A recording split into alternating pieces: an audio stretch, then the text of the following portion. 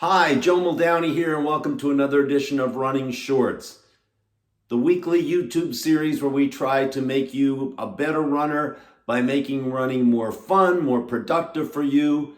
And we hope that when you watch these videos, you learn something each week and that you become a better runner and that running becomes more enjoyable for you every time you lace up those shoes and go out the door. Now, if you like this video, if you like these videos, please press that like button. And if you want to share these with your other running friends, that would also be a great idea. So hit the share button. And of course, you can subscribe to these videos and you'll get them every week as long as I can keep making them, as long as I can keep giving you the proper information and good information that will help you become a better runner. This week, I like to keep these to about 15 minutes, not to bore you too much. So we're going to cover a lot of different things this week. I've entitled this video Before and After, and I've done that for a reason. But I'm going to throw in a bunch of other things when we talk about the before and after of running each day, each time you get out there and run. But what I'd like to do is kind of cover kind of a hodgepodge of different things because, running is more than running. And actually, before I cover all these things, in the one aspect of this, I want to kind of tell you that I'm going to do one of those do as I say, not as I do things, or, one of those for thee, but not for me kind of deals. But I've grown, so I think that I can be a little more effective in describing this to you and in kind of pointing you in the right direction in the first part of this video. And that is stretching.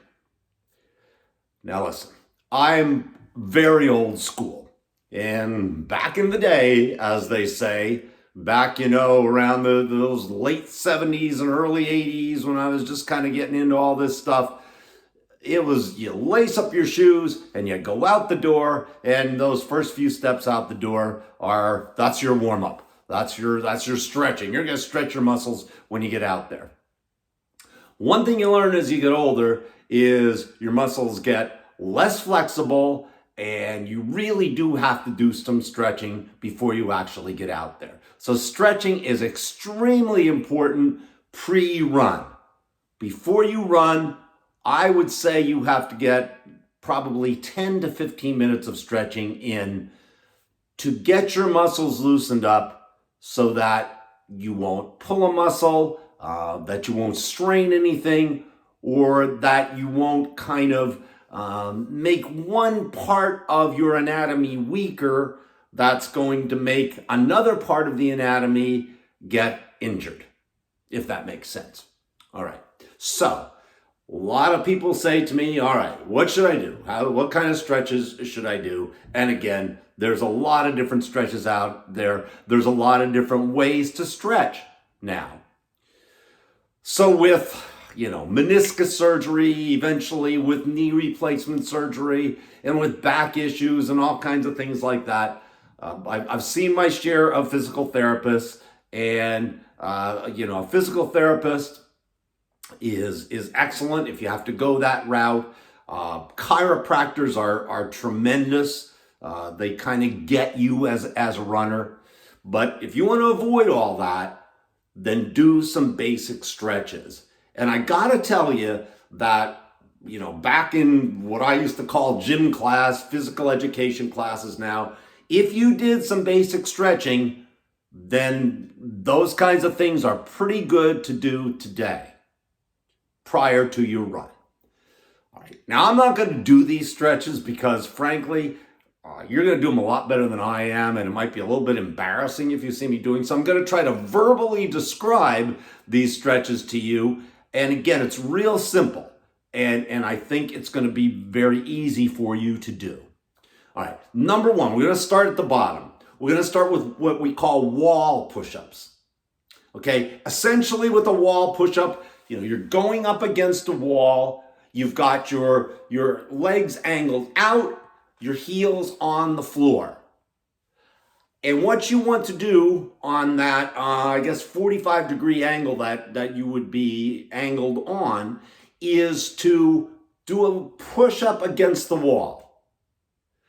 Now, the effect that you want from this is that your calf muscles are going to be tightening up as you do that. Now, with every stretch that you do the stretches slowly and do whatever feels good to you. 5 repetitions, 10 repetitions, 15 to 20 repetitions, and maybe 2 or 3 sets of those repetitions. Starting now, you've loosened up your calves. Next, the hamstrings. The very, very basic exercise, touching your toes. Okay, here we go. Bending down like this. Hello, bending down like that. And touching your toes. Again, doing that in a manner that you're not bouncing as you go down, slowly going down. You may not be able to get to your toes. I got a hard time getting to my toes these days. But get down close to your toes. Again, don't bounce. Do it slowly. Do, again, probably 10 to 15 repetitions and 2 or 3 sets of those. All right, now you have taken care of the calf muscles. You have now taken care of those all-important hamstring muscles. Obviously, you're going to feel those stretching in there. And now you want to take care of those big old quadricep muscles that are in the front of your thigh that, again, you want to keep those kind of loose. All right, let me kind of do a camera adjustment here. I said I wasn't going to do it, but I am going to do it. And of course, it's very simple. You just kind of, do one of these. Pull that back, pull that heel back to your buttocks. And again, do that with each leg. Do that, adjust the camera a little bit here. Do that with each leg. Again, do a number of stretches, do 2 or 3 sets. Now you've taken care of the quadriceps. You've kind of done it now from your waist on down. But from your waist on down. Lower back is next. Nothing better than doing some crunches. Not full sit-ups. You don't want to come all the way up. Lie on the ground, heels on the floor, knees up. Bring yourself up with some crunches. Again, maybe sets of 20 of those. Bridges are also good. Lie on the floor, flat on the floor, feet, heels on the floor, and then bridge up. Again, do those for your lower back. Again, just kind of simple back and forth in this manner to kind of stretch your back in another way, and you are ready to go. I'm going to say 10 minutes, 15 minutes. If you do 5 minutes, BTN, better than nothing. So do some kind of stretching before you get out to run. Now, very important, anybody for whom I have written a plan, a program for anything from a 5K to a marathon, they always know about the terms warm up and cool down. Particularly when you're doing those big important workouts, speed work on the track, tempo runs, or those long runs. If you want to do a prescribed distance, quarter mile, if you want to do a minute, 2 minutes, 3 minutes, just get out there and just shuffle along. Just go very, very slowly to warm up.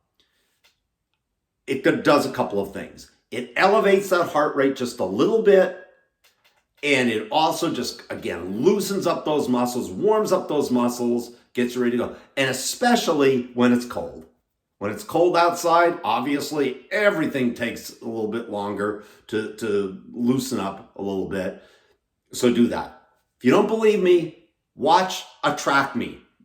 Go on YouTube here and look at a track meet. And if they show the whole track meet, or if you attend a track meet, good runners on the collegiate level or on the professional level, they are constantly in motion before the race.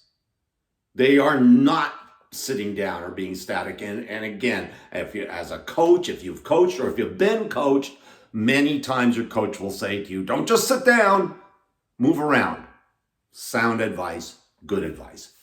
Do a little warm up before you begin your main workout.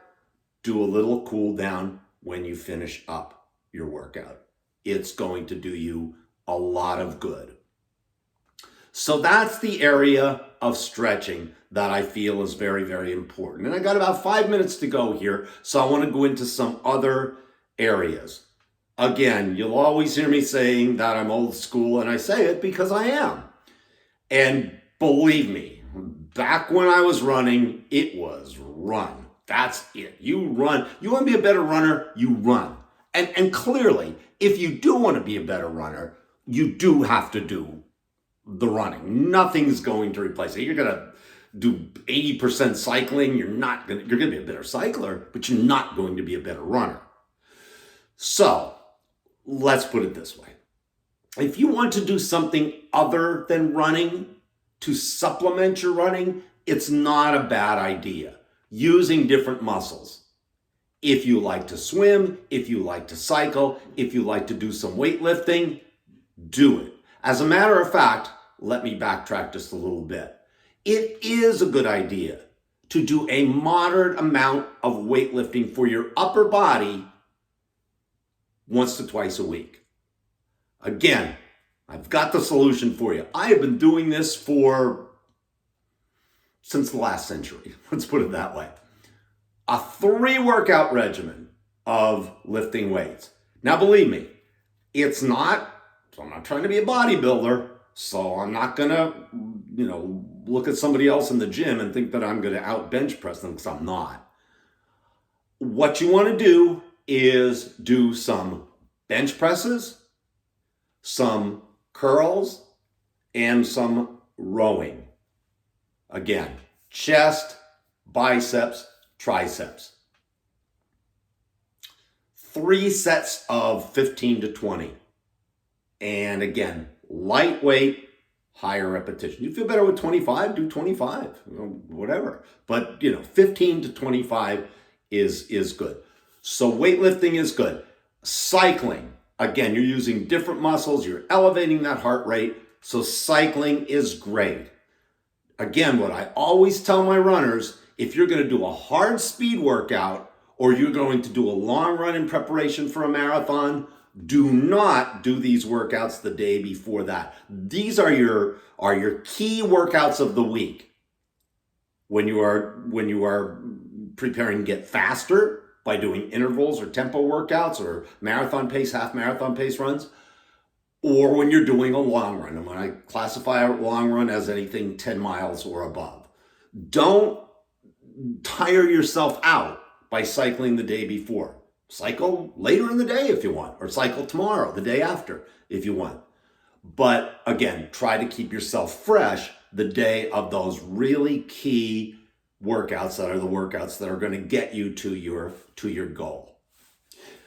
So as I said, I covered a lot today, and I purposely covered a lot, but I think these things are very, very important. Again, they are things that I wish I would have probably done more of early in my career, and that is stretching and maybe some cross training. I may have forgotten to talk about swimming. Swimming is fantastic. If you're a good swimmer, that's a great thing to do. And even something that I found out later in my career and later in life, if you're maybe a little bit sore, tired, possibly injured, take a walk. Go out there and take a brisk walk. Go walk your dogs. It's good exercise. Again, it elevates the heart rate. It makes your muscles more supple, and so it's a good thing. So there's many things that you can do before and after you run, and by doing these things, you're going to become a better runner. So I hope you enjoyed Running Shorts this week. Like it, share it, subscribe to it, and I'll see you again next week.